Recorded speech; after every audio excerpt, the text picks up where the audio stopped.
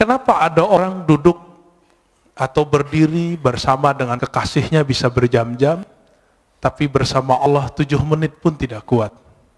Berarti kalbunya yang ada masalah. Wa idza fasadat fasadal jasadu kulluh. Jika telah rusak kecocokannya, maka rusaklah semua yang di tubuh. Ala wahyal qalb. Ala bahasa Arab itu litanbih. Artinya ketahuilah gitu. Wahyal qalb itu adalah kalbu. Saya tidak mau berbicara ini kalbu secara kedokteran, walaupun hadis ini bisa dibawa ke ilmu tib, ilmu kedokteran. Tapi ini ilmu rohani. Al-qalb, karena kata kalbu di Quran lebih dari 100 kali dengan jamak dan mufrad. Ada lebih dari 100 kali, semua menyebutkan tentang ahwal rohani, bukan ahwal jasmani. Jadi jika ada dokter ngotot menggunakan hadis ini untuk perkara yang zahir, silakan. Tapi kita menggunakan hadis ini sesuai yang diturunkan Nabi sallallahu alaihi wasallam. Jika si kalbu itu tawadhu, maka rukuknya terasa nikmat. Maka Bapak Saudara Allah, ketika imam itu kunut, tidak ada perasaan ingin keluar dari imam jika tidak berkunut. Perasaannya biasa aja. Bisa ikut kunut, bisa tidak, tapi tidak ada perasaan ingin keluar dari imam. Imamnya ahli bid'ah. Nggak ada perasaan itu. Terbersih ada perkataan itu di kolbu, dia sudah rusak. Bagaimana mungkin di dalam sholat kita buruk sangka dan mengatakan seseorang itu buruk gitu. Betapa buruknya rohani ini. Oleh karena itu kami, meskipun misalnya diimami oleh seseorang yang tidak hafal Quran, bacaannya salah-salah, itu kita biarin aja dulu. Nanti selesai sholat, kalau nggak ada orang baru kita kasih tahu. Kenapa?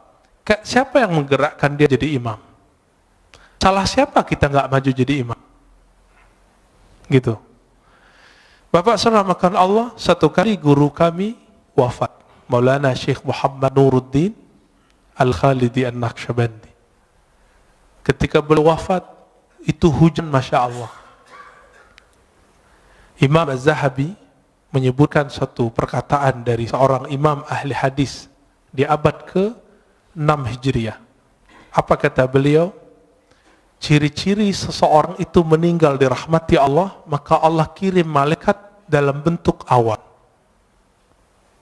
Fayughfar lahu, maka diampuni baginya. Kalau guru saya ini bukan hanya awan, itu hujan dari beliau sakaratul maut sampai esok pagi, sampai kemudian kita kuburkan, itu hujan gak berhenti. Apa yang ajaib? Keluar dari rumah, itu rumah gadang, ya. Turun dari rumah itu ketika kita bawa keranda, itu hujan berhenti. Kayak ada yang kendaliin. Masuk masjid, hujan deras, dan itu sangat ajaib. Ketika selesai sholat, kita zikir, tahlil, segala macam, kami keluar, hujan berhenti.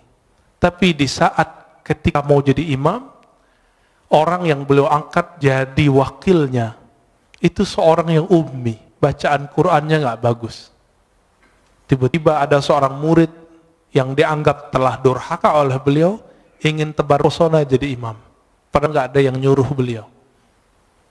Awalnya mau narik dia untuk turun, tapi tiba-tiba beliau dapat ilham. Dari kolbunya sendiri yang bicara. Apa kata kolbunya? Hei, kamu tidak usah emosi. Yang menggerakkan dia ke depan siapa? Itu Allah, bukan kamu, bukan dia. Dipikir-pikir, oh saya juga nggak hafiz Quran. Ya sudah. Nah itu, ya, itu adabnya. Maka saya tidak pernah lagi marah waktu, karena jenggot saya nggak terlalu panjang, celana saya kadang jingkrang, kadang tidak. Satu kali di satu masjid, kita masuk, semua jamaah udah siap mempersilakan saya jadi imam, karena saya ustadz di situ. Tiba-tiba dia nyelonong dari luar masjid, keluar, masuk, dan kita lihat, wow, penampilannya sangat perfect. Celananya jingkrang, jenggotnya panjang, pakai kopiah. Emang sangat perfect. Tapi nggak salam, nggak kalam. Ya udah, akhirnya saya yang qomat. Kenapa? Ingat kalimat yang tadi. Siapa yang menggerakkan dia? Allah. Karena seandainya dia jadi makmum, dia akan benci kepada saya. Dan salah satu imam yang Allah tidak ridhoi jika makmumnya tidak ridho kepadanya, jika ridhonya tidak berkaitan dengan syariat, tidak masalah. Tapi kalau berkaitan, itu bermasalah. Maka kita biarkan. Ya. Saya ikutin aja. Ya. Yang saya lihat bukan dia, tapi yang saya lihat adalah gerakan-gerakan dari Allah Ta'ala. Bapak Ibu Saudara makan Allah, kalau orang begitu, kira-kira kebencian keluar nggak dari kalbunya? Insya Allah keluar ya. Baik. Kembali ke yang tadi. Maka al-a'mal, amal itu masdaruhal qalb. Tempat terbitnya adalah kalbu. Tapi dia butuh bukti. Maka di Quran disebut i'malu fasarallahu a'makum. Beramallah kamu, maka Allah akan memperhatikan amalmu. Pertanyaannya, merasa diperhatikan Allah nggak tadi sholatnya? Berarti sholatnya belum ngamalin ayat ini. Coba, mulai hari ini, beramal itu karena ayat itu. Beramallah kamu, Allah akan pandang amalmu. Tapi apa yang Allah pandang? Maka ditaksis dengan hadis Nabi Sallallahu Alaihi Wasallam, hadis Imam Muslim tadi dan Imam Bukhari juga ada yang semakna, bahwa Allah memandang ke kalbumu. Jadi yang dipandang itu bukan rukuknya, tapi ini yang disebut ahwal dalam rukuk. Mesti rukuk. Yang dipandang bukan sujudnya, sehingga jidat kita mulai sakit ketika sujud lama. Bapak kalau buka kopiahnya mungkin ada hitamnya. Bukan itu yang Allah lihat. Betul, beruntung kalau yang punya itu. Nanti malaikat maut pun mikir-mikir mau cabut. Wah, ini ahli tahajud ini kayaknya ya. Tapi bukan itu yang kita kejar. Kau bisa sembunyiin itu. Kenapa? Karena yang disebut simahum fi wujuhim min atharis sujud, itu artinya efek sujudnya itu terlihat di wajahnya. Apa efek sujud? Ketika orang sujud, dia lebih merendahkan wajahnya, otaknya yang doktor, otaknya insinyur, otaknya yang sarjana, otaknya yang hafiz, otaknya yang pinter itu, dia taruh di mana? Di bawah bokongnya. Di bawah tempat keluar najis semua. Maka orang-orang ini dihina orang tidak akan marah. Kenapa? Dia sendiri telah menghinakan dirinya di hadapan Allah Ta'ala. Bukankah kita, Bapak soft nomor 2, bukankah dibelakangi oleh orang yang soft depan? Itu kita sudah biasa menghina diri. Tapi kenapa kemudian jika disinggung orang sedikit ngamuk? Ini yang tidak wajar di kalbu. Berarti belum salah. Kalbunya belum saleh. Dalam kalimat ini dikatakan, jadi keadaan fisik itu selalu menerjemahkan keadaan kalbu. Jika kalbunya sedang tawadu, dia pasti rukuk. Jika kalbunya sedang bersah diri, pasti dia mengatakan la haula wala quwata illa billah. Jika kalbunya sedang menta'zim Allah, pasti dia mengagumi dan mengatakan subhanallah. Subhanallah itu bukan maha suci, itu terjemahan biasa. Subhanallah artinya maha hebat engkau ya Allah. Bapak saudara makanallah ikhwan akhwat fillah. Oleh karena itu Nabi SAW 13 tahun itu tidak diwajibkan sholat. Coba lihat. Berapa lama Rasulullah berdakwah? 13 tambah 11. 13 tahun gak wajib sholat kecuali sekali semalam. Surat Al-Muzammil. Qumil laila, bangunlah malam hari, itu aja. Meskipun 3 tahun sebelum hijrah, beliau telah dapat kewajiban 5 rakaat, 5 rakaat, beliau belum wajib sholat. Kenapa? Karena Nabi yashtaghil bi amril qalb. Nabi sibuk dengan perkara kalbu. Coba lihat ayat pertama turun. Iqra, bacalah. Surat Muzammil, wazkurisma rabbik, sebutlah nama Rabbmu. Menyebut nama Allah, membaca nama Allah, itu dengan kolbu baru terasa. Ya, baru pakai lisan. Makanya beberapa ulama kita zikir ya Allah, ya Allah, Allah, Allah, Allah, itu ngamalin surat Al-Muzammil itu. Nggak usah pakai dalil-dalil aneh, itu dalilnya. Ini kan susah-susah debat, ya, nyari-nyari dalil. Karena ada ustadz yang mengatakan bid'ah zikir Allah, Allah. Kenapa? Zikir harus dengan kalimat yang jumlahnya kamilah, jumlah mufidah, kalimat yang lengkap. Memang kalimat Allah kurang lengkap. Bukankah ada ayat kulillah, katakanlah Allah. Ada kok. Dan itu satu kalimat. Satu kata tapi menilainya satu kalimat. Waladzikrullahi akbar. Dan sungguh menyebut Allah itu lebih besar dari semuanya. Oleh karena itu Badi'uz Zaman Sa'id Nursi itu di bersalahnya yang jilid 6 mengatakan ulama-ulama ahli qalbu untuk menghabiskan ego al-ananiyah itu mereka hantam dengan menyebut nama Allah, Allah, Allah, dan itu ada efeknya. Apa nama yang dimasukkan ke dalam qalbu, itulah nanti keluar. Karena air yang dimasukkan ke dalam kendi, dalam gelas, jika putih keluarnya putih, jika hitam keluarnya hitam. Jika yang dimasukkan asma'ul husna, maka keluarnya adalah akhlak yang hasanah. Jika yang dimasukkan hubbud dunya, maka keluarnya itu tamak. Kalau ustadz itu lebih bahaya. Dai itu kalau hasad, hasadnya ulama itu bawa dalil. Coba lihat di YouTube itu. Itu membedain orang hasad nggak hasad gampang di situ. Ya, terlihat isinya kebencian, kebencian, kebencian. Sebanyak itu ayat yang mengajarkan bahwa mukmin itu bersaudara. Ayo cari titik temu. Tapi dia mencari perbedaan. Kita susah-susah untuk mengislah orang, dia bermujahadah, berjuang untuk memecah orang. Kawan kita ada di Meranti sana, namanya Ustadz Fauzi kalau nggak salah. Itu masuk ke suku Akit, suku asli pribumi, untuk mengislamkan orang sana. Tiba-tiba masuk satu kelompok kawan ini untuk nyala-nyalahin semua. Akhirnya gagal lagi dakwahnya. Tapi kemudian beliau terus, yaitu diangkremin terus kayak ayam.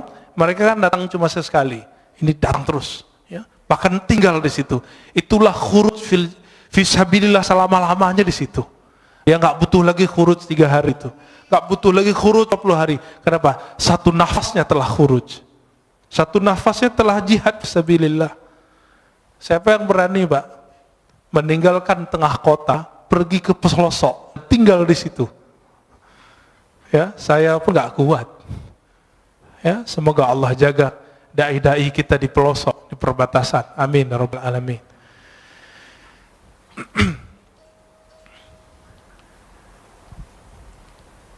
Oleh karena itu masyayikh kita mengajarkan zikir qalbu. Ketika latihan, maka kurangi dulu zikir-zikir fisik. Dulu kami latihan 40 hari, itu cuma zikir qalbu. Yang wajib-wajib kita nggak boleh tinggal. Sholat jamaah, 5 waktu, sholat Jumat. Yang itu kita kejar terus. Tapi kerjanya ngapain? Setelah sholat, zikir. Setelah zikir, zikir. Setelah zikir, zikir. Setelah zikir, zikir. Sampai tidur pun zikir. 40 hari, 40 malam. Kami kurangi makan, kurangi tidur, kurangi. Macam-macam kata-kata orang sekitar. Ngapain itu? Itikaf kan 10 hari doang kok 40 hari. Dia lupa, Nabi Yunus itu itikafnya di dalam perut ikan berapa hari? 40 hari. Nabi Musa di Tur Sina 40 hari. Nabi Muhammad SAW di Goa Hira juga 40 hari. Dan itu rutin terus. Jadi kalau ingin mewarisi rohani Rasulullah SAW, minimal apa yang telah beliau fikskan, 10 hari. Bisa nggak ninggalkan dunia? 10 hari sebelum betul-betul kita meninggalkannya. 10 hari nanti bisa nggak Pak? Tapi handphonenya off. tidurnya dikurangi, makannya dikurangi, maka harus ada tim gizi ketika orang itikaf. Di sini ada dokter, ada ahli gizi, silakan Pak ngobrol nanti. Kurangi makan daging, boleh makan daging. Tapi kalau cuma itikaf makan daging, syahwatnya besar, nggak bisa ngapa-ngapain. Maka disebutkan taklilut ta'am, mengurangi makan, termasuk memilih makan-makan yang ringan-ringan. Maka kami 40 hari itu, sampai hari ke-20 vegetarian. Hari ke-21 baru makan daging. Karena ngobrol dengan dokter.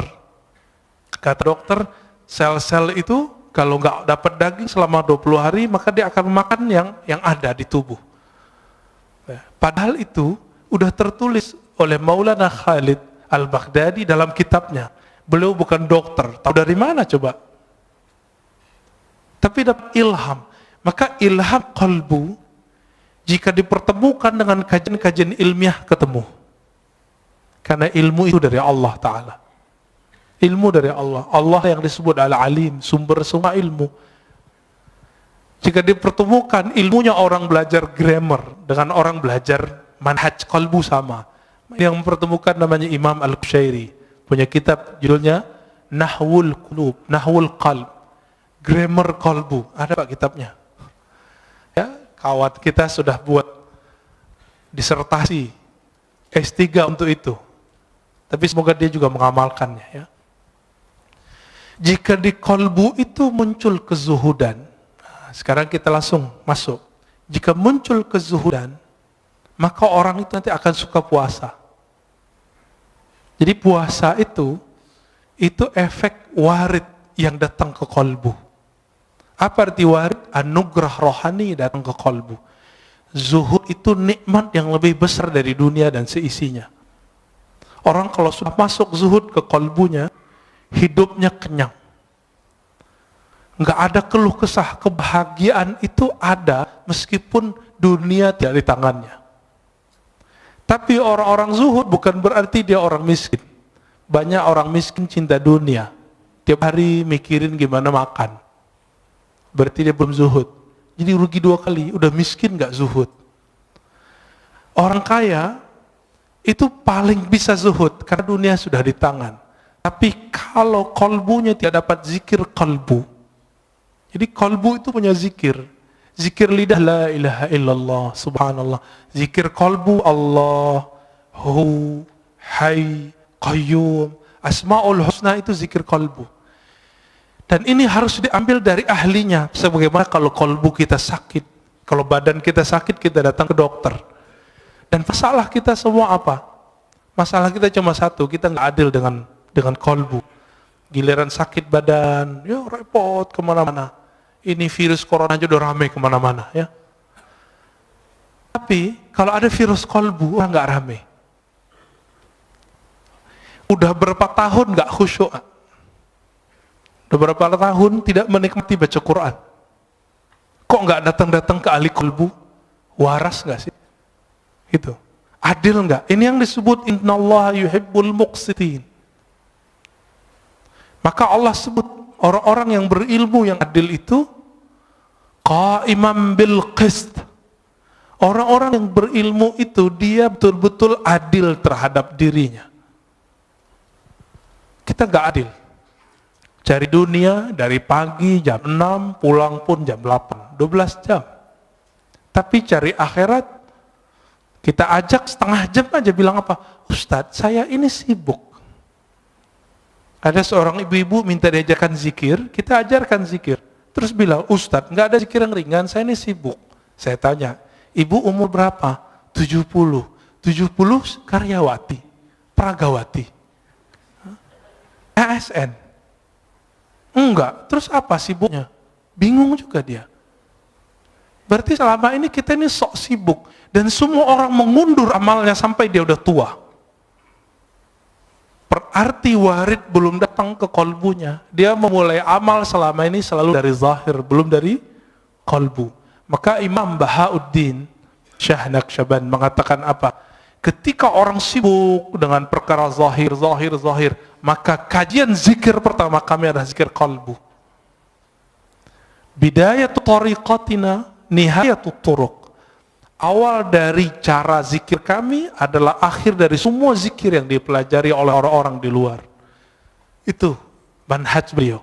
Jadi orang kalau sudah sibuk zikir salat baru zikir qalbu. Kalau beliau enggak, qalbu dulu. Kenapa? Ala wahyal qalb. Inilah zikirnya ulama-ulama ahli qalbu. Jika masuk ke qalbu itu al-hirs.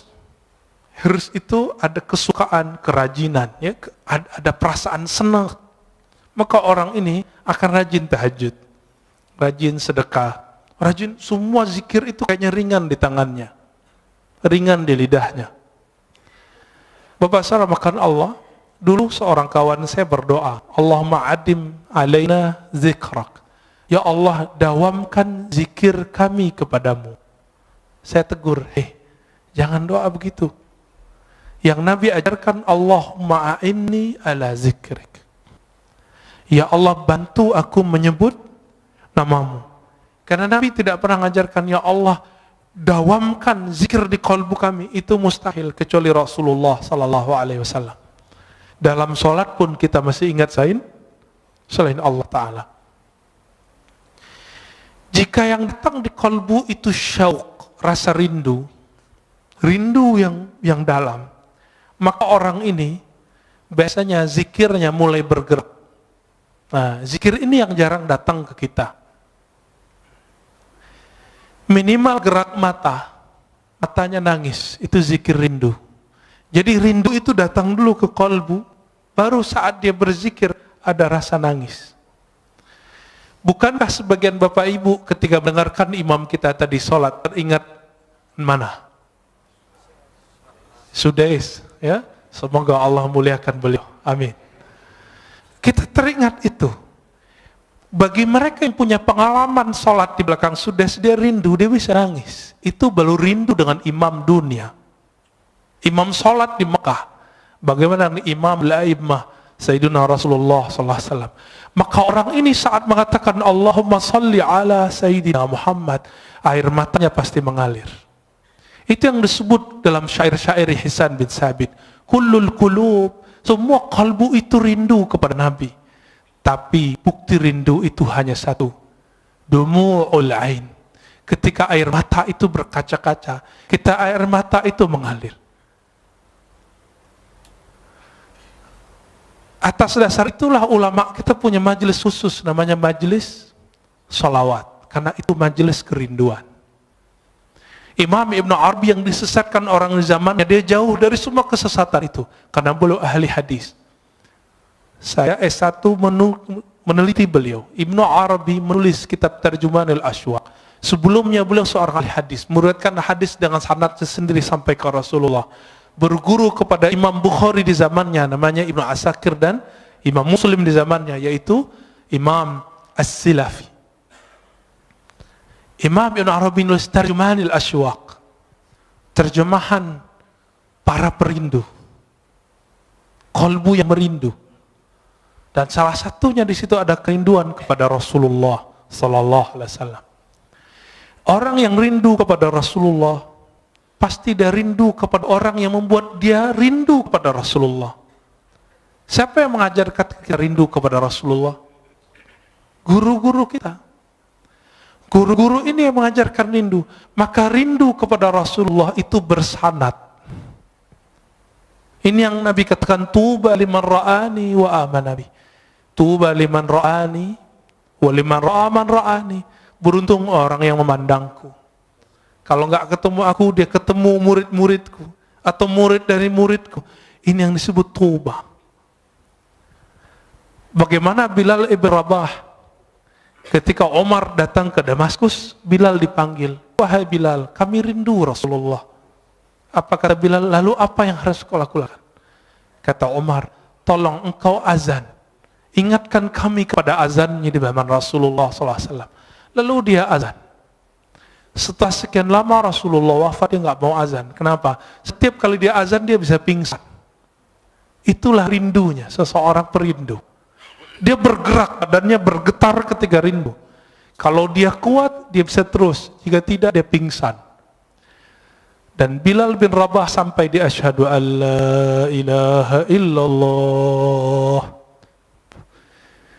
sampai di asyhadu anna Muhammadar Rasulullah. Ketika sampai di bagian itu, dia tidak sanggup lagi menahan tangisnya. Dia berhenti, tersenduh-senduh, baru dia lanjutkan. Bahkan di riwayat lain beliau pingsan. Itulah para perindu. Makanya zikirnya para perindu itu ada 3.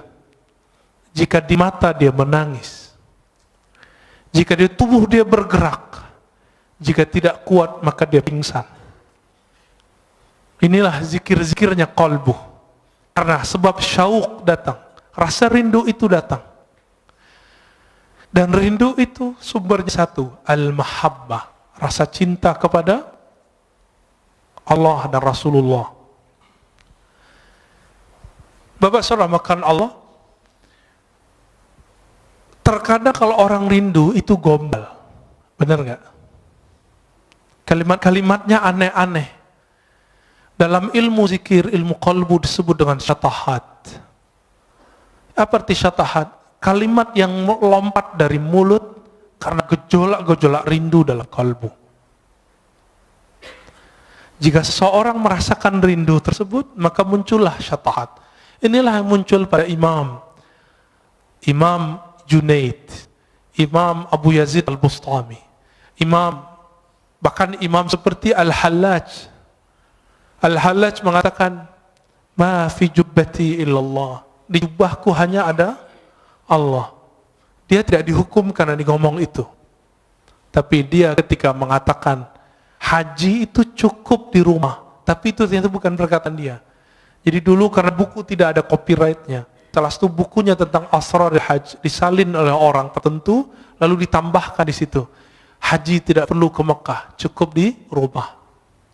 Ketika dihakimi, dibawa ke pengadilan, Al-Hallaj ditanya, ya Hallaj, haza kitabuk, hei Hallaj, ini kitabmu? Hallaj mengatakan, oh itu judul kitabku, tapi dia tidak tahu isinya. Langsung hakimnya mengatakan, taib, kamu zindik, kamu fasik, langsung divonis esok hari dipenggal. Al-Hallaj wafat tahun 309 Hijriah. Kata Imam Al-Ghazali, seandainya aku jadi qadhinya, jadi hakimnya, tentu aku tidak akan menghukumi gantung baginya. Itu kata Imam Ghazali. Tapi ya sudah, ya. Tilka ummatun qad khalat laha, ya, ma kasabat. Kita lanjut. Sampai jam berapa? Masya Allah. Nanti sholat syuruknya diundur, ya. Ngaji lebih afdal daripada sholat. Imam Ibnu Majah meriwayatkan dari Nabi SAW bahwa mempelajari satu bab ilmu lebih afdal dari sholat 100 rakaat. Ya. Baik. Jika yang muncul di qalbu itu al-khauf, dia juga nangis. Apa arti khauf? Rasa takut. Tapi bedanya, al-khauf ini beda dengan syauq. Jika syauq bikin orang bergetar, tapi kalau khauf tidak, bikin orang diam. Ada lagi raja. Raja itu harap. Jika orang berharap, Allah menerimanya. Bapak saudara makan Allah, kita ini semua punya dosa, benar gak? Mulai dari ujung rambut sampai ujung kaki. Tapi apakah dengan dosa itu kita berhenti beramal? Enggak. Masih ingat Salahuddin Al-Ayyubi? Salahuddin Al-Ayyubi, seorang pejuang hebat, raja di zamannya, sultan, itu pernah meminum khamar. Kata Imam Zahabi dan Siyar A'lamin Nubala, kana yashrabul khamr. Dulu Salahuddin ini enggak sholah, enggak bagus. Ngapain dia?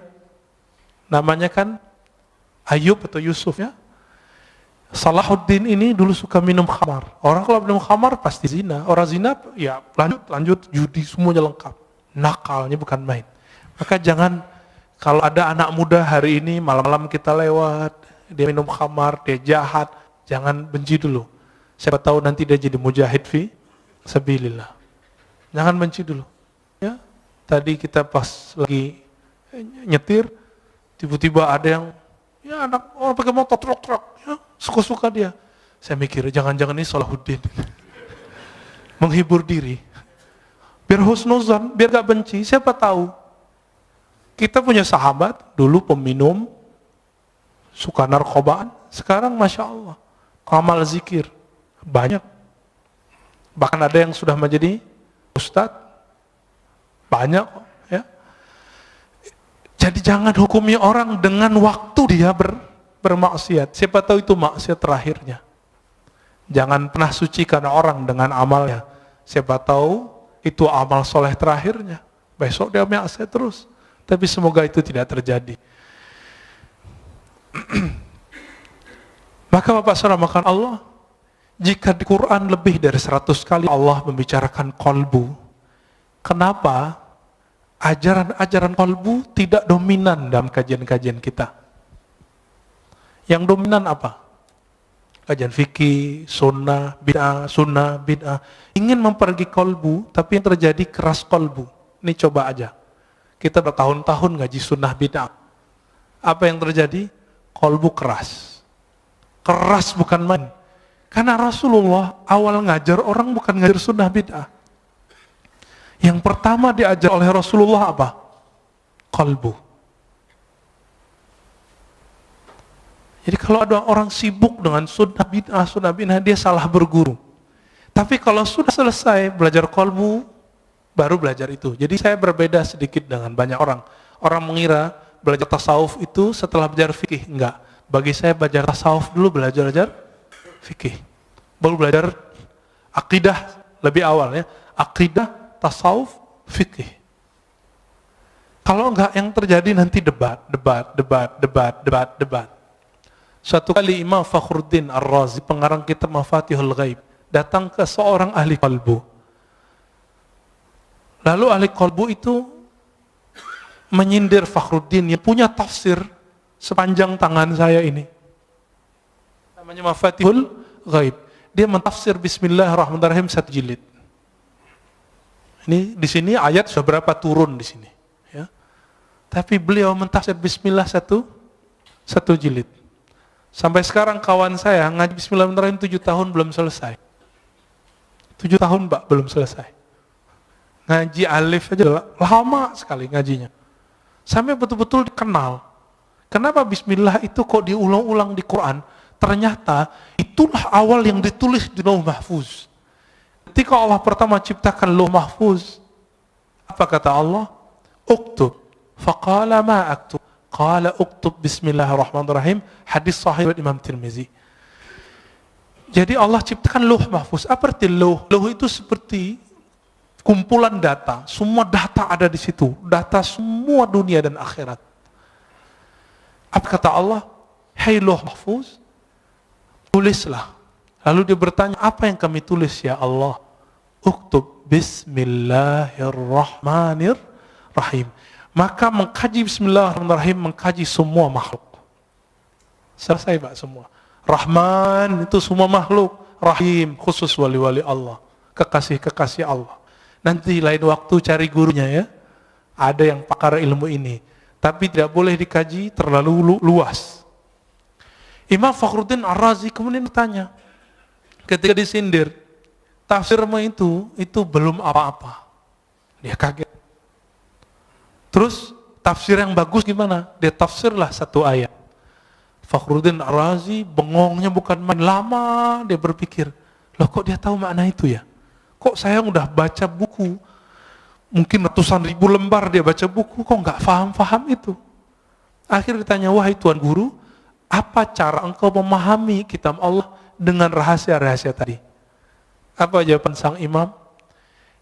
Wahai Fakhruddin Ar-Razi, utruk ri'asah wazhad anid dunya. Tinggalkanlah ri'asah, kepemimpinan, baik jabatan-jabatan keulamaan, tinggalkan itu dan zuhudlah dari semuanya. Tapi apa kata beliau? Oh kalau itu saya tidak sanggup. Ya sudahlah. Maka tidak turun ilmu itu kepada beliau. Turun ke siapa?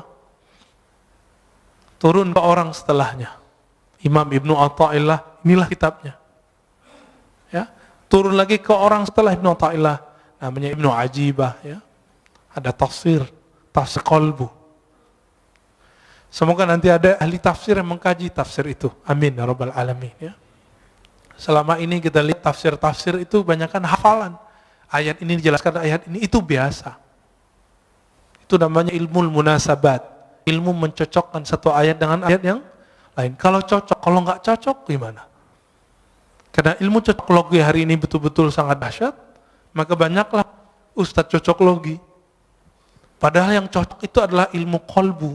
Karena Quran itu dia untuk qalbu. Allah itu ketika mengatakan, ya ayyuhallazina amanu, hai orang-orang beriman, iman di mana naruhnya? Di qalbu atau di badan? Di qalbu. Maka Allah sedang berbicara ke qalbu. Lain ketika Allah mengatakan ya ayuhan nas, wahai manusia. Ya. Betul qalbu juga, tapi qalbunya belum beriman, maka dipanggil ya ayuhan nas. Berdasarkan beda-bedanya apa yang datang ke qalbu, maka berbedalah amal. Beda apa amalnya? Antara Nabi Adam dengan Nabi Nuh beda nggak doanya? Beda. Nabi Nuh dengan Nabi Ibrahim beda zikirnya. Nabi Ibrahim dengan Nabi Musa beda zikirnya. Nabi Ibrahim apa zikirnya waktu dilempar ke api? Hasbiyallah wa ni'mal wakil. Cukuplah Allah sebaik-baik yang mengurus melindungiku. Itu api zahir. Apalagi api dunia, api syahwat. Maka salah satu cara terapi orang untuk melemahkan syahwatnya adalah, mengendalikan syahwatnya adalah hasbiyallah wa ni'mal wakil. Atau hasbunallah wa ni'mal wakil. Dizikirkan 450 kali setiap hari. Ini zikir yang diajarkan Maulana al-Imam Abdul Hasan Syazili. 450 itu dikit, Pak. Orang bisa handphonean, smartphone, bisa Instagram di setengah jam kok. Baca hasbunallah wa ni'mal wakil itu paling 15 menit beres. Itu qalbu udah kenyang itu. Ini yang diwariskan para nabi. Siapa yang zikir hasbunallah wa ni'mal wakil, dia akan menjadi pewaris Nabi Ibrahim. Siapa yang zikir la ilaha illa anta subhanaka inni kuntu minaz zalimin, dia telah mewarisi rohani Nabi Yunus. Kenapa Nabi mengatakan al-ulama warasatul anbiya? Setiap ulama itu dia mewarisi rohani Pak Nabi. Nabi tidak doktor. Nabi tidak baca kitab. Nabi baca yang di kolbunya. Maka orang yang mewarisi kenabian itu mewarisi kolbu Nabi sallallahu alaihi wasallam. Maka jangan andalkan gelar-gelar kita. Udah lewatin semua itu. Tanya ke dalam kolbu, aku mewarisi Nabi siapa? Dan orang yang disebut kutubul awliya, wali paling poros, yang keberkahan bumi itu karena doa-doanya. Jika Imam Ibrahim bin Adham mengatakan, ya ashabal hadis, wahai ahli hadis, tolong doakan kami. Bikum tudfa'anna al-masaib. Karena kalian musibah-musibah Allah jauhkan dari kampung kami. Oleh karena itu para imam kita sebagai disebut oleh Imam Zahabi mengatakan aqrabut turuq ilallah al-hadis, talabul hadis. Salah satu jalan pintas menuju Allah adalah belajar hadis. Karena Allah belajar hadis nyebut sanad dari fulan, dari fulan, dari fulan, dari Nabi, dari Jibril, dari Allah Ta'ala. Itulah sanad Quran, sanad hadis qudsi, sanad hadis Nabi sallallahu alaihi wasallam. Imam Ahmad mengatakan al-qurbu ila Rasulillah qurbun ilallah. Orang yang punya silsilahnya dekat ke Nabi, dia telah dekat kepada Allah Ta'ala. Maka Bapak Saudara, karena ahwal qalbu itu beragam yang datang, maka di antara ulama itu ada yang ahli ibadah. Kenapa? Yang muncul di qalbunya hirs, doyan ibadah. Nah, ini yang terjadi pada kawan-kawan saya yang senang khuruj, ya, senang wiridan. Jangan salahkan dia, tegur saja dia kalau kelebihan. Ya, mungkin dia beramal tidak dengan ilmunya, dilupa kalau punya anak istrinya, ya, tegur aja baik-baik, kasih nasihat, jangan depan orang. Ketika yang masuk ke kolbu itu asyauq, maka orangnya akan suka berdendang, bersyair, bersolawat. Maka muncullah dalam peradaban Islam barzanji, muncullah syair-syair Imam Ibn al-Farid, ya, muncul semua itu. Maka syair-syair di Jawa muncul apa namanya macapat ya, yang mau copot ya, itu yang dari Sunan Kalijaga. Itu wali Allah besar, Pak. Beliau berguru kepada ulama keturunan Samarkand, Syekh Mahudum bin Ibrahim, yang kita sebut dengan Sunan Bonang. Saya ziarah ke kuburan beliau yang di Bawean. Itu yang asli, Pak, di situ insya Allah. Yang di Tuban itu mungkin petilasannya, wallahu alam. Ya. Kalau orang pakai kolbu, dia tahu itu. Ya. Kawan saya tanya, kok aku sering ziarah ke Tuban, kok nggak ada efek apa-apa ya? Biasanya kita kalau assalamualaikum tuh ada rasanya. Oh, dia lagi nggak di tempat gitu. Akhirnya saya doa, ya Allah tunjukin saya di mana aslinya.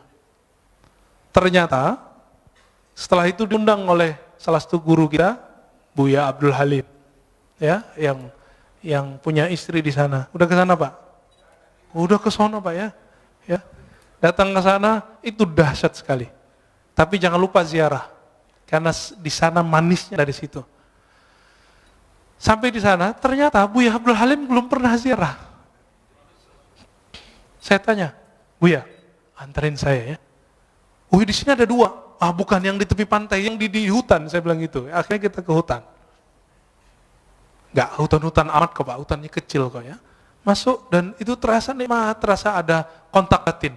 Karena jangankan para wali, para syuhada pun mereka tidak mati. Wala taqulu liman yuqtalu fi sabilillahi amwat. Dan itu hanya dirasakan oleh ahli qalbu. Cinta itu hanya dirasakan oleh orang yang cinta. Sebenarnya benci dirasakan oleh orang-orang yang hasad. Maka kebeningan qalbu akan bisa merasakan ahli-ahli qalbu. Coba rasain, Pak. Guru kami berpesan makna hadis, Zurul kubur fa innaha tuzakkirul maut. Ziarah kubur karena itu bisa mengingatkan kepada kematian, lintas dimensi langsung maksudnya. Maka orang yang suka ziarah kubur, rohaninya akan tembus ke dimensi yang lain, masuk ke alam-alam yang lain, sadar atau tidak. Tapi kalau udah jauh dari kubur, membid'ahkan kubur, menyebut orang ziarah kubur kuburiyun, maka siap-siap kamu nanti ketemu Rasulullah. Rasulullah akan memarahi dan menghardikmu dan mengatakan, aku sayyidul kuburiyin, akulah orang yang paling sering ziarah kubur. Nabi ziarah kubur kapan, Pak? Malam. Dan hampir setiap nginep di rumah Aisyah radhiyallahu taala anha. Berani bilang Nabi sayyidul kuburiyin, penyembah kubur. Hati-hati, pemuja kubur, hati-hati. Semua yang kamu lafazkan Allah hisab. Kalau kolbu nggak nyampe, nggak usah ingkar. Imam Sya'rani telah nulis berkali-kali kata beliau, kalau kamu tidak faham, jangan ingkar. Sekali kamu ingkar, haramallahu alaika, Allah haramkan bagimu untuk merasakan itu. Makanya kalau udah benci sama kita, benci sama kajian kita, nggak nyaman, Pak. Langsung keluar. Ngelihat imam kita doa aja langsung keluar. Nggak bisa husnuzon, nggak bisa menikmati perbedaan faham. Betapa sempitnya kalbu, padahal kalbu itu lebih luas dari dunia dan seisinya. Hadis meskipun dhaif, tapi ulama mensahihkan maknanya. Mawasi'ani ardi wala samai. Aku ketika memandang ke langit dan bumi tidak sanggup menahan pandanganku. Itu yang disebut Allah ketika memberikan amanah kepada langit dan bumi, semuanya nolak. Inna wasi'ani, yang sanggup menerima pandangan itu adalah qalbu abdi al-mu'min, qalbu hambaku. Ada kalimat hambaku di situ, al-mu'min, yang dia beriman. Makanya orang-orang yang beriman ini qalbunya lapang, hidupnya tenang, pikirannya Masya Allah, ya. Nggak ada kepanikan di qalbunya, ya. Nggak rusuh. Bapak saudara, karena Allah, maka di antara mereka ada yang zuhud, karena yang datang qalbunya kebencian dunia. Di antara mereka ada yang muridin, ada yang wara, ada yang arif. Puncaknya nanti arif. Nanti tanyalah ke Kiai Ahmad Shadiq, itu arif itu apa sih? Atau ke kiai-kiai yang lain, ada siapa? Kiai Luqman ngajar di sini juga. Ya, Kiai Luqmanul Hakim. Nah, itu orang-orang ahli kolbu semua. Sebenarnya beberapa banyak masih ahli kolbu. Silakan dicari sendiri atau tanya ke ahli kolbu siapa mereka. Ya, ini belum selesai sebenarnya, tapi udah cukup lah ya. Mau ada tanya jawab? Oke. Orang yang nanya itu lagi ya. Silakan Pak.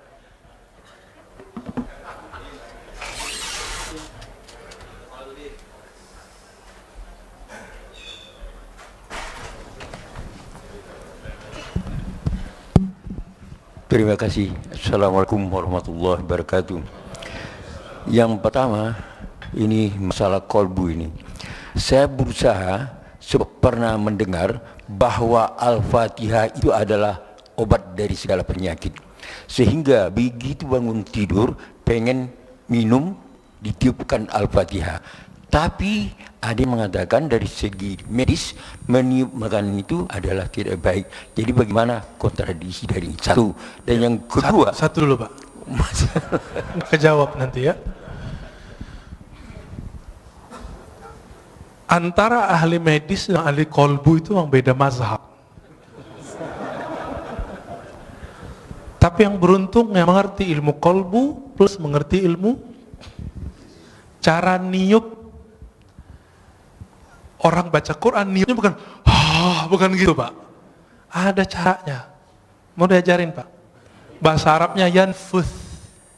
Yanfuth. Gitu beda. Itu bukan tiupan. Itu mindahin CO2 itu. Yanfuth itu tiupan yang tidak ada rasa geraknya. Gitu. Yanfuth. Mirip. Maka beberapa silat saya lihat itu dia punya latihan nafas, tapi itu lebay juga ya. Ini nggak apa-apa juga sih. Gimana? Ternyata bukan hanya itu yang penting.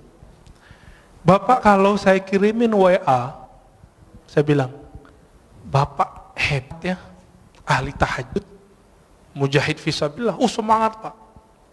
Tapi saya bilang, cemen lo, soalim.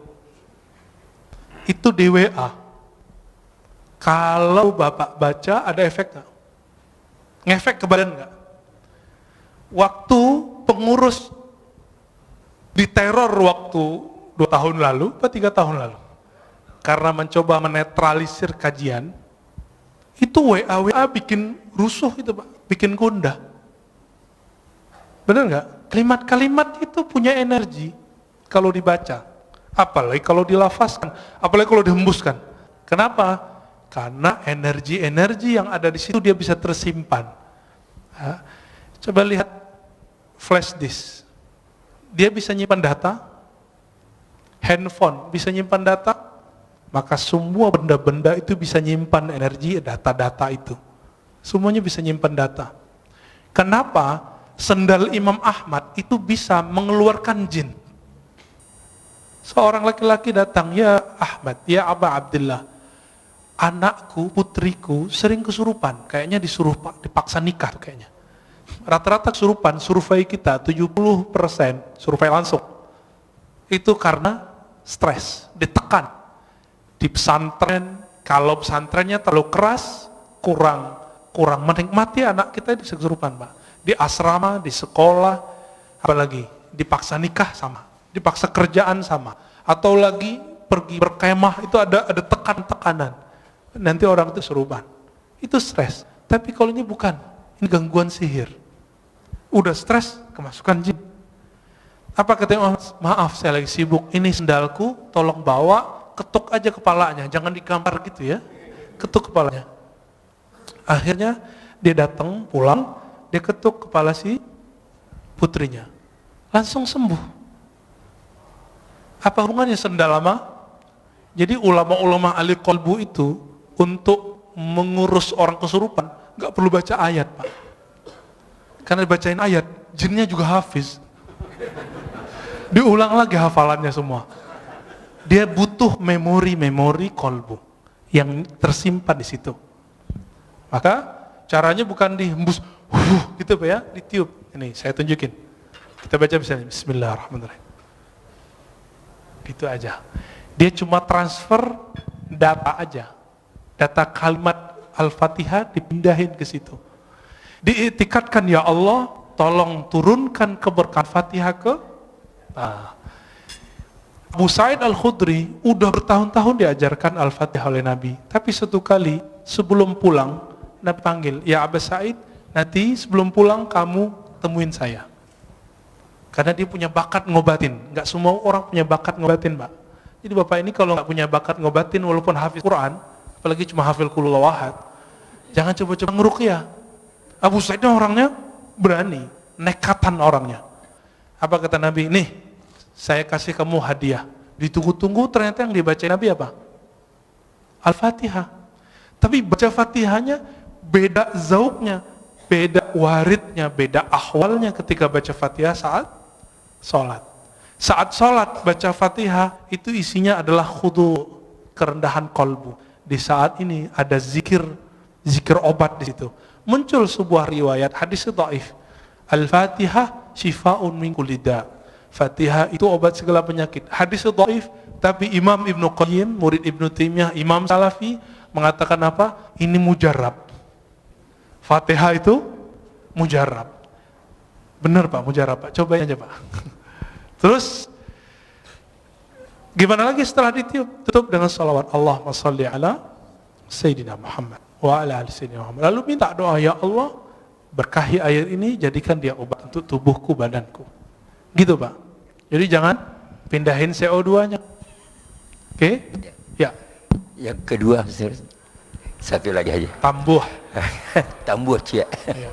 Begini Ustaz, jadi di dalam kita menetralisir diri ini, kami sering praktik bahwa menangis itu adalah lambang kecengengan. Jadi kami berusaha untuk tidak menjadi orang cengeng bagaimanapun perasaan, untuk berusaha tidak menangis, sehingga memang sulit untuk menangis. Sedangkan dikatakan kamu membaca Al-Quran itu cobalah menangis, kalaupun tidak bisa menangis berpura-pura menangis. Nah, kontradiksi lagi. Bagaimana Ustaz? Makasih. Hadis Iqra'ul Quran wabku alaihi fa illam tabku fatabaku. Itu hadisnya dhaif tapi boleh diamalkan. Bacalah Quran, menangislah. Jika kamu tidak sanggup menangis, maka kenapa susah nangis? Karena nggak pakai kolbu. Coba urus dulu kolbunya. Nanti Pak, kami 40 hari, saya cuma diizinkan sebelum maghrib baca Quran sama guru saya. Kamu obatnya sekarang kolbu dulu. Fatihahnya ayat yang lain nanti aja dulu. Dosisnya nanti. Maka saya dulu waktu umur 13 tahun, karena ada kewajiban sekolah harus hafal as-sajadah, sebelum maghrib saya baca as-sajadah, baca aja. Tahu-tahu 40 hari udah hafal. Ketika selesai 40 hari, selesai zikir kolbu, saya baca Quran. Baru di Bismillahirrahmanirrahim, udah gak sanggup baca lagi. Tersenduh-senduh Pak. Cengeng gak? Enggak.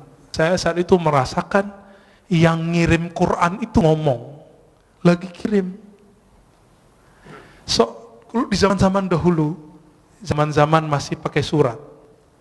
Kalau orang rindu, maka dia bukalah surat yang ada di lemari, surat dari kekasihnya. Masih ingat gak?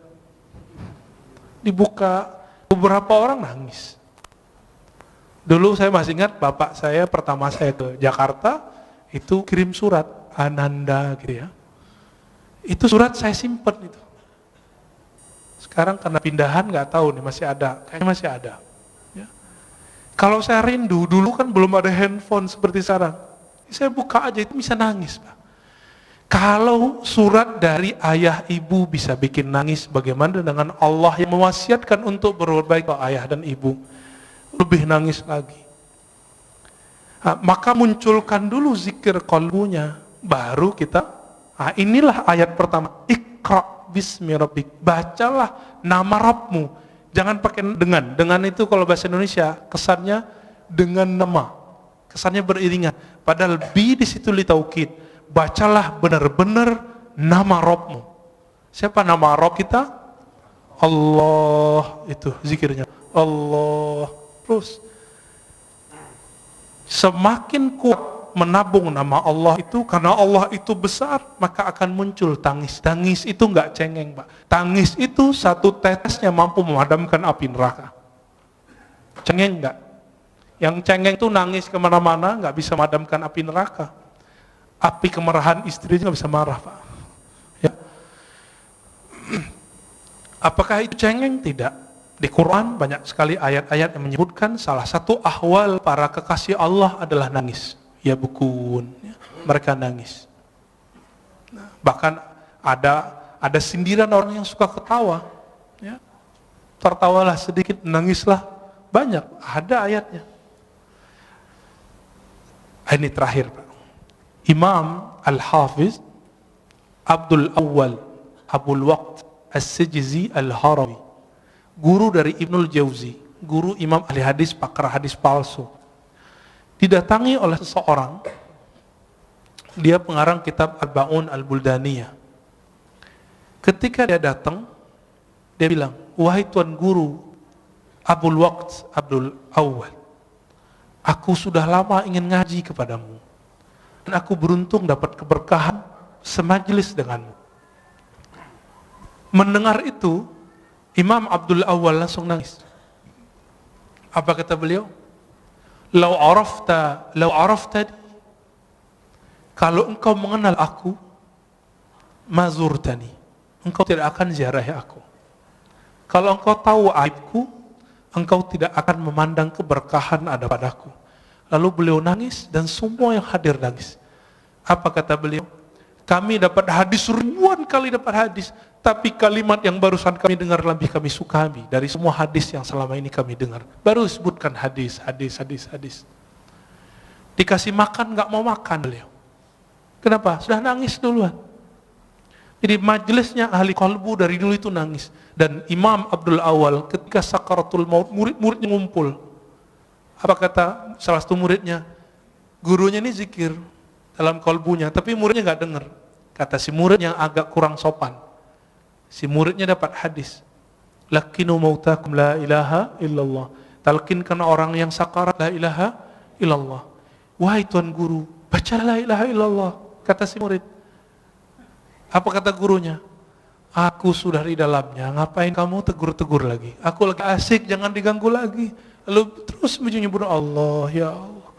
Dan ketika Allah itu terus dibaca dan belum meninggal dalam keadaan menyebut ya Allah. Udah. Inti la ilaha illallah di mana? Allah. Kalau enggak ada kalimat Allah, ada enggak la ilaha illallah? Nah, inilah talqin pertama yang saya dapat dari guru saya, Syekh Muhammad Nuruddin, yang tadi saya cerita di awal. Yang ketika beliau wafat jadi hujan lebat. Apa kata beliau? Zikir itu intinya satu, Allah. Karena semua zikir Allah melahirkan la ilaha illallah paling tinggi. Lalu bawahnya Allahu Akbar. Lalu bawahnya Subhanallah. Lalu bawahnya Alhamdulillah. Lalu di bawahnya la haula wa quwwata illa billah. Semuanya Allah, Allah, Allah. Maka kalau zikir nggak ada Allahnya, zikirnya hampa. Maka mulai dari zikir kolbu, insya Allah kolbunya selamat. Nanti Bapak bisa nangis, Pak. Ya. Ada lagi? Ini khusus majelis senior nih ya. Pantasan remisa buat majelis senior. Bismillahirrahmanirrahim. Ustaz. Ya. Assalamualaikum warahmatullahi wabarakatuh. Assalamualaikum. Saya pagi ini dapat guru kolbu nih. Alhamdulillah. Ya, alhamdulillah. Guru Bapak di samping, Pak. Ini saya kenal beliau 40 tahun yang lalu, Pak. Yang ahli kolbu beliau, Pak. 40 tahun yang lalu bersama beliau saya. Alhamdulillah. Ustadz Siregar. Ya. Beliau masih bujangan waktu itu, Pak. Ya. Sekarang istrinya masih satu, Pak. Satu, alhamdulillah. Ya. Putranya satu. Tadi saya sempat ngobrol sama beliau, luar biasa. Tolong, Pak, pada saat Pak Ustaz menemukan belajar kolbu itu, siapa cerminnya? Sekian. Wassalamualaikum warahmatullahi wabarakatuh. Ini tanya bertanya itu, Pak, ya. Saya jawabnya dua. Tapi itu tergantung makomnya kita. Maka yang Bapak rasakan, yang guru Bapak katakan sebelumnya, itu belum tentu yang saya dapatkan. Oke? Kalau secara ilmu hadis, al-mu'min mir'atul li akhihi. Mukmin itu cerminan bagi saudaranya. Itu secara hadis. Tapi secara ilmu qalbu, cerminan hakiki itu adalah nur Muhammadiyah, nur Rasulullah sallallahu alaihi wasallam. Disitulah orang bisa bercermin. Orang bercermin ke Nabi itulah yang disebut bersanad. Kalau dia tidak punya cerminan ini, nggak punya sanad ini, dia tidak bisa memantulkan cahaya Allah tabaraka wa ta'ala. Kenapa Rasulullah cerminannya? Karena Rasulullah yang paling lengkap mewarisi, dapat memantulkan semua asmaul husna. Ada masuk air putih, keluar air putih. Masuk nama Ar-Rahman, maka muncullah kesayangan Rasulullah ke semua umat. Itulah wa ma arsalnaka illa rahmatan lil alamin. Muncul Ar-Rahim, maka Nabi SAW mencintai. Itu surat laqad ja'akum Al-Bara'ah ayat terakhir, bagian 2 terakhir. Wabil mu'minina ra'ufur rahim. Wabil mu'minina ra'ufur rahim. Kawan Hal-Hallaj, tapi beda mazhab, beda tariqah. Namanya Imam Ash-Shibli. Beliau itu ketika wafat dapat kabar dari seseorang. Seseorang ini memuliakan imam ini. Lalu ditanya, dalam mimpi orang ini bertemu Rasulullah. Wahai Rasulullah, kenapa engkau memuliakan si Shibli? Apa jawaban Rasulullah dalam mimpinya? Bagaimana aku tidak memuliakannya? Dia telah menjadikan aku cerminannya. Setiap selesai sholat dia berikan, laqad ja'akum rasulun min anfusikum azizun alaihi ma anittum harisun alaikum bil mu'minina raufur rahim. Allah sebut Nabi dengan namanya. Rauf itu nama Nabi, nama Allah. Rahim itu nama Allah. Allah jadikan Nabi itu jadi cerminnya. Maka siapa yang bercermin bersenat kepada Rasulullah, kalbunya bercahaya. Maka ketika orang sholat Allahu Akbar, dia harus bercermin Rasulullah di depannya. Tapi siapa yang bertemu Rasulullah? Yang bertemu Rasulullah roh. Karena roh kita belum hidup, kita butuh seorang mursyid yang menghidupkan, membangunkan. Hei, bangun kamu. Maka guru kita juga berguru dengan bersyukur, berterima kasih kepada guru, baru disebut berterima kasih kepada Allah Ta'ala. Maka ketika orang berguru, itu cara bercermin kepada Rasulullah Sallallahu Alaihi Wasallam. Itu yang saya dapatkan. Mungkin yang Bapak dapatkan, guru Bapak dapatkan beda, ya. Tapi kalau ilmunya dari Allah pasti sama. Pasti sama. Beda-beda ibarah. Ya, Ustaz, singkat aja. Okay. Assalamualaikum Ustaz. Terakhir Pak ya. Iya Ustaz. Ustaz, apakah betul Ustaz Ya. Nabi Ibrahim alaihissalam itu dibakar? Kan sifat api itu diambil sama Allah menjadi dingin. Jadi pertanyaan saya ini Ustaz, betul nggak situ ibu-ibu yang sedang masak itu masakannya tidak ada matang karena sifat api ditarik sama Allah? Oke. Itu terima kasih Ustaz. Jangan dipakai lagi Pak ilmu itu ya. Jangan dipakai lagi zikir itu. Zikir itu kata Imam Abu Ali Ad-Daqqaq kasilah, seperti pisau, seperti senjata. Sampai di tangan wali jadi karamat, sampai di tangan fasik jadi sihir. Sama-sama zikir. Sama-sama zikir. Sampai dia orang nakal jadi pelet. Sampai dia orang tamak, maka waqiahnya bukan untuk ketemu Allah. Waqiahnya supaya ngumpulin harta. Dia rajin waqiah, rajin haji umrah. Sekarang umrah udah nggak boleh. Mau minta ke siapa lagi? Ini mau proyek nih, umrah dulu nih. Sekarang Allahnya nahan dulu, gak usah khawatir ya. Kita sedih, tidak ada orang umrah. Dalam sejarah umat Islam itu udah biasa. Bedanya dulu kaum Tartar datang nyerang, gak ada umrah, gak ada haji. Kalau sekarang yang nyerang virus ya, corona. Dulu ada ta'ud namanya. Dan jadi ini bukan kejadian pertama, dan ini bukan pertanda kiamat sebentar lagi, tahun ini sudah keluar Dajjal, bukan ya, itu hoax itu. Kalau ya dari dulu dong keluar Dajjalnya. Majelis kita jangan dirusak oleh hadis-hadis palsu. Salah satu hadis palsu yang berkembang hari ini adalah kalau Ramadan hari Jumat maka terjadi dentuman 15 Ramadan, muncullah dukhan, nanti kekacauan di Arab. Arab itu udah kacau udah lama. Setelah Nabi wafat, para sahabat Khulafaur Rasyidin meninggal. Itu Arab sampai hari ini kacau. Gak berhenti, Bapak baca sejarah. Saya hobi baca buku-buku sejarah. Kitab Al-Bidayah wa Nihayah, Ibnu Katsir 14 jilid kita khatamkan karena kita tahu kapan saja ada konflik.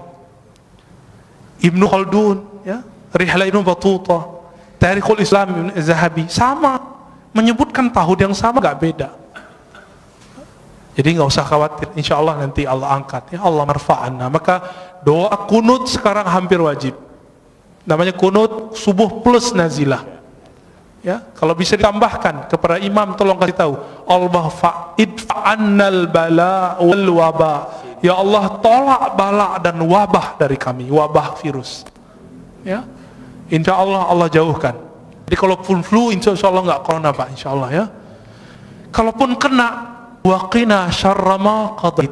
Apa arti waqina syarra ma qadait? Kalaupun kami kena, tapi tolong haluskan kenanya ya Allah. Insya Allah nggak parah. Kalaupun parah, Allah ambil nyawanya langsung biar nggak susah hidupnya. Itu. Jadi jangan diamalin lagi Pak ya. Ya. Kalau ada teman Bapak kasih tahu, jangan coba-coba pakai zikir itu untuk menahan biar ibu-ibu nggak matang. Biasanya itu kalau orang ke resto tuh ya, dikerjain dapurnya. Di kampung saya dulu banyak. Sekarang orang-orang udah banyak yang soleh Pak. Ya.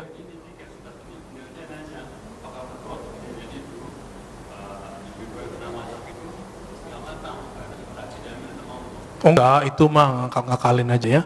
Yang pasti di situ muncul kaidah Ahlussunnah. Apa kaidah dalam akidah Ahlussunnah? Api itu tidak membakar karena zatnya, tabiatnya. Karena hukum konstannya enggak. Tapi api itu membakar karena izin Allah. Apa kalimatnya? Ayatnya gimana Ustaz? Ya nar kuni bardan wa salaman ala Ibrahim. Wahai api, jadilah kamu kuni itu kan asalnya kun, karena nar itu dia bukan benda yang berakal, disebut kuni, disebut dia feminim pakai ya, kuni, hendaklah kamu menjadi keadaannya dingin. Maka kalau api selama ini panas itu karena Allah emang titahkan kamu bakar. Sampai sekarang di kampung kita masih banyak ilmu debus, nggak pakai sihir. Cuma pakai sholat 2 rakaat, zikir sesaat, mereka langsung nggak kebakar. Tapi kita cek di luar itu nggak bisa dia ya. Itu cuma karena dia zikir. Dia lagi ngamalin Bismillahirrahmanirrahim, ya duru, ingin bukti. Jadi dia lagi ngamalin ilmu Nabi Ibrahim. Ya Allah, saya pengen bukti kalau benar ayat ini, benar hadis ini, kalau siapa yang bersama Allah tidak ada yang menyakitinya, buktikan aku ambil api, jangan bakar diriku. Betul. Dan saya punya guru itu. Coba, alhamdulillah ibu saya dulu larang. Almarhumah ibu saya mengatakan, kamu mau jadi apa? Gak usah belajar itu. Lalu ketemu guru kami yang lain, Maulana Kasril namanya, mau jadi emosional atau jadi penyabar? Saya jawab, ya penyabar lah. Kalau mau jadi penyabar, hindari ilmu-ilmu kebatinan, meskipun boleh secara hukum syariat. Maka saya nggak belajar ilmu-ilmu aneh Pak. Ini belajarnya ilmu silat lidah aja. Ya, jadi tidak benar semua api saat itu cuma satu api, tidak semua api. Ya, siapa juga yang masak saat itu? Ya, ya itu khayalan orang lagi mentafsir. Terakhir Pak Mirwan. Assalamualaikum warahmatullahi wabarakatuh. Assalamualaikum. Tadi Ustaz katakan Sayyidina Umar Ya. minta kepada Bilal supaya azan mengingatkan kita kepada Rasulullah. Sallallahu alaihi wasallam. Kebetulan tadi juga imam kita Hasanuddin Sinaga jadi imam. Sinaga apa Siregar? Sinaga.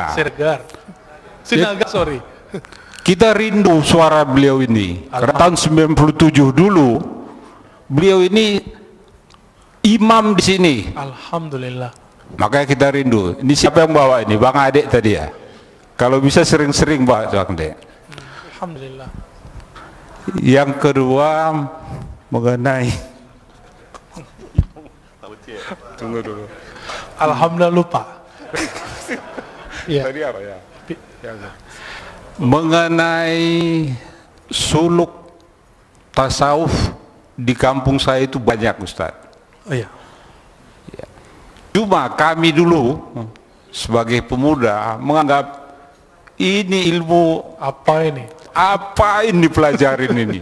Nah, setelah di Jakarta ternyata Pak Ustadz memberikan yang sebenarnya, ya bagaimana ilmu itu dilakukan, sehingga Pak Ustadz yang masih muda, masih seumuran saya, tapi emosinya tidak tinggi, sementara saya masih meletup-letup ini. Gimana kira-kira Ustadz? Demikian, Assalamualaikum warahmatullahi wabarakatuh. Assalamualaikum warahmatullahi wabarakatuh. Betul, orang berguru, berlatih, bersanad, istiqomah, dia melewati umur fisiknya. Maka guru-guru kami, di mudanya mereka sudah jadi syekh. Syekh itu artinya orang tua. Dan saya dikasih gelar syekh oleh guru saya umur 27. Umur saya sekarang 34. Jadi masih jauh dibandingkan imam kita. Tapi umur 12 tahun saya sudah belajar zikir, alhamdulillah. Umur 13 kita riyadhah. Dan riyadhah itu latihan itu, riyadhah artinya latihan yang berulang-ulang. Kami kerjakan sampai hari ini. Sampai hari ini. Kami nggak perlu banyak-banyak ilmu, dikit tapi kami amalkan. Zikir itu dari pangkal sampai ujung, zikir intinya cuma Allah. Maka kami zikir Allah setiap hari. Itu aja setiap hari. Guru saya mengatakan, hei, kamu mau bahas apa saja, semua wali zikirnya ini.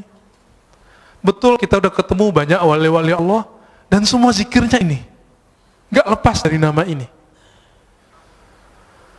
Dan ternyata inilah warisannya Nabi Muhammad SAW, yang orang banyak lupa. Orang kalau nuzul Quran cerita apa, gak cerita zikir. Ya. Orang cerita zikir, bahasnya sunnah bid'ah lagi, gak jadi zikir-zikir. Ya. Yang di kampung bapak itu, bapak yang Aceh kan, ya, itu ada Syekh Muda Wali.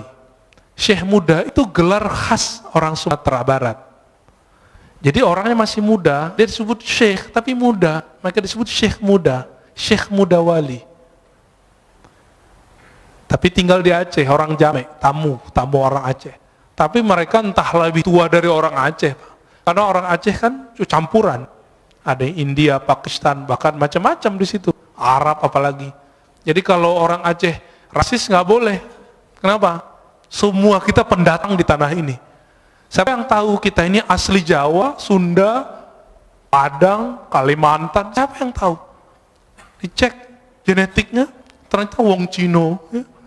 Ya, ini matanya mata sipit-sipit semua. Tapi benci Cina kan aneh. Benci Arab, ternyata hidungnya ada sedikit Arabnya. Tuh. Jadi kita nggak boleh rasis. Nah, baca Al-Hujurat berkali-kali, lita'arafu. Nggak boleh di situ rasis. Bapak saudara maka Allah, Syekh Muda Wali itu dulu belajar ke Syekh Hashim Buayan. Seingat saya ya, beberapa syekh-syekh yang lain, kemudian langsung ngambil ke Jabal Abi Qubais di Mekah. Jadi dulu orang kalau mau suluk, itu itikafnya 40 hari. Di sekarang yang jadi istananya raja, keluarga-keluarga pangeran itu. Depan Masjidil Haram itu ada Jabal Abi Qubais. Dulu di situ mereka latihan zikir. Semua tarekat di situ.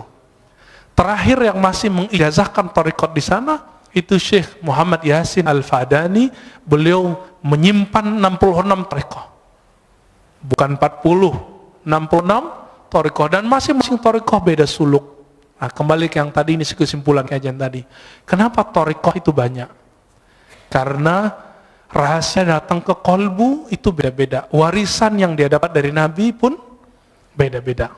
Tapi zikir yang paling tua yang kami tahu cuma 2. Subhanallah, Allah, la ilaha illallah. Itulah kata Nabi Musa. Nabi Musa mengatakan, ya, ini sebagai ikhtitam kita, ya Rob, ajarkan aku satu zikir yang spesial. Apa kata Allah? Qul la ilaha illallah. Lalu kata Nabi Musa, ya Allah, ini kan zikir semua orang zikir ini. Apa kata kata Allah Ta'ala? Hei Adam, hei Musa, inilah la ilaha illallah, zikir yang dipakai oleh hamba-hambaku yang spesial, yang dari dulu Nabi Adam sampai ujung nanti akhir kenabian, akhir kewalian, semuanya zikirnya la ilaha illallah. Maka dikatakan dalam hadis tentang Mahdi, setelah selesai Mahdi meninggal, Nabi Isa wafat, zaman berubah. Orang hanya tahu satu kalimat, mereka nggak tahu lagi sholat, haji, umrah udah nggak tahu.